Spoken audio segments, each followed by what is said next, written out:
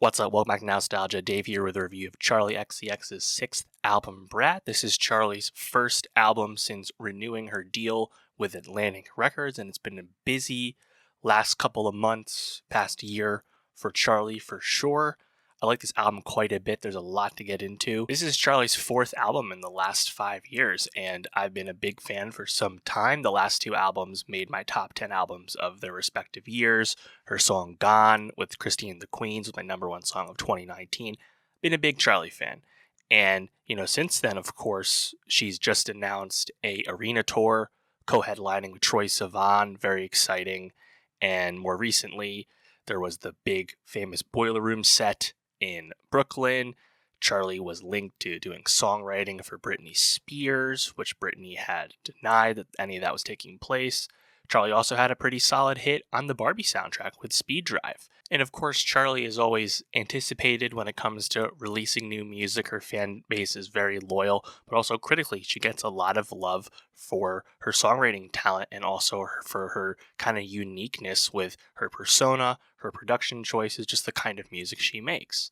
So whenever she puts anything out, it certainly warrants a lot of attention, certainly for someone like me who's a big fan. And Charli XCX's sixth album, Brat, to me is easily her best album since at least Pop 2. Of course, we have a lot of reverence for Pop 2, but Brat is really getting back to that mode of Charli. Has still amazing songwriting, amazing knack for melody, knack for earworm quality that we come to expect from Charli's music making abilities, but it also has the looseness, the unpredictability of the pure hyperpop era of Charli XCX. And that's what makes it so exciting to me. You have incredibly bouncy songs like 360, which is kind of like a pure pop banger. Some of Charli's most introspective storytelling in quite some time. But the most exciting song to me off Brat has to be Apple. Just listen to verse 3 again. That melody, that songwriting is the reason why Charli XCX is your favorite pop star's favorite pop star. That's one of the best songs Charli's ever made. One of my favorite songs of the year so far, and Brat is definitely one of my favorite albums of the year thus far. In general, the production's very exciting. Charli back working extensively with A.G. Cook once again. Cook coming off his triple disc mega album just a few weeks ago. In addition to working a lot with A.G. Cook once again, and that's exciting because Charli and A.G. Cook together, with the PC Music umbrella, that's where Charli really began to blossom and kind of pave this new lane as this kind of alt pop star and get tons of love. So her working with Cook once again is just very exciting, and I think they both deliver.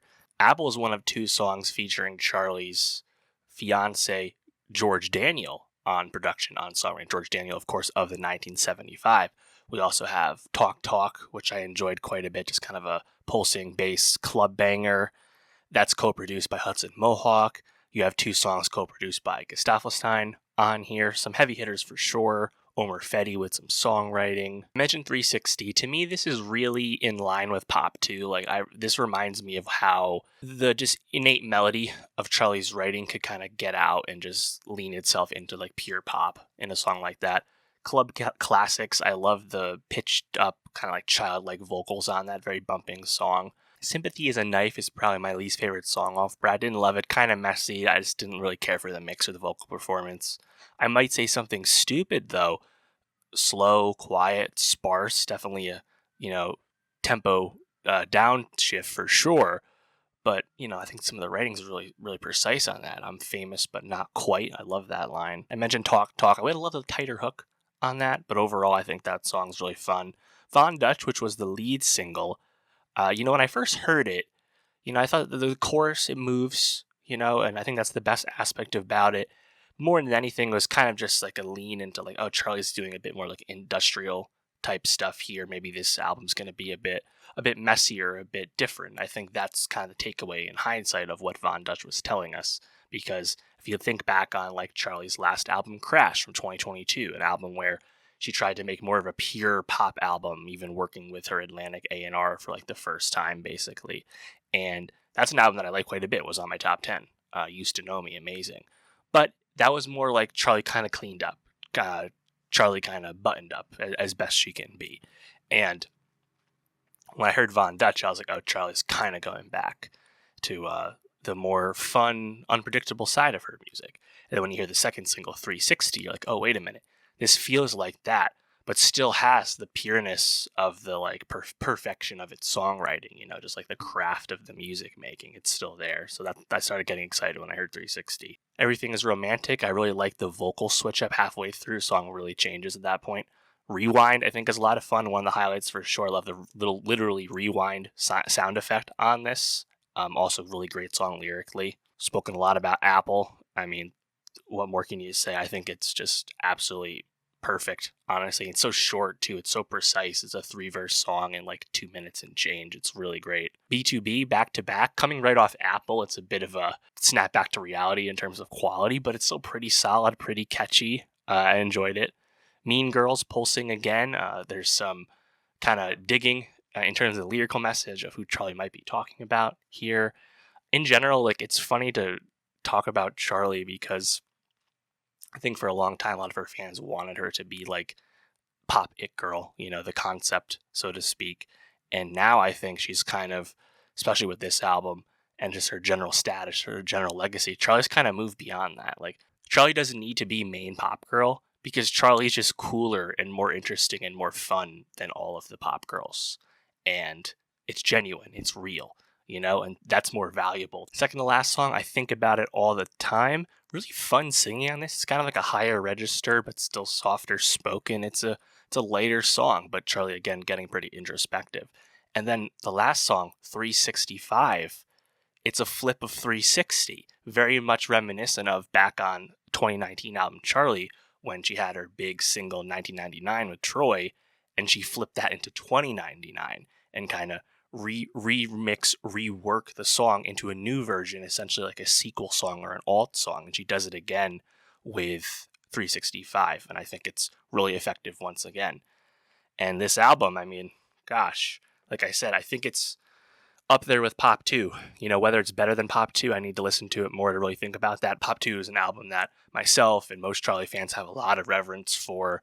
I think it's one of the most signature pop albums of the 2010s, especially in hindsight. We look back on its legacy, its lasting quality, how great it is. And in a certain sense, Charli has almost been trying to like live up to that album ever since. You think of, again, like the kind of mainstream leaning choices she made on Charli or Crash, for example. But now it's really kind of come full circle with Brat in a really exciting way.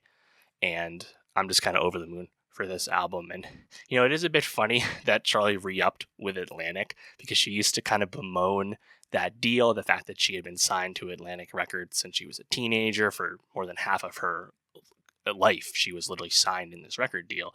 And she completed the deal at last.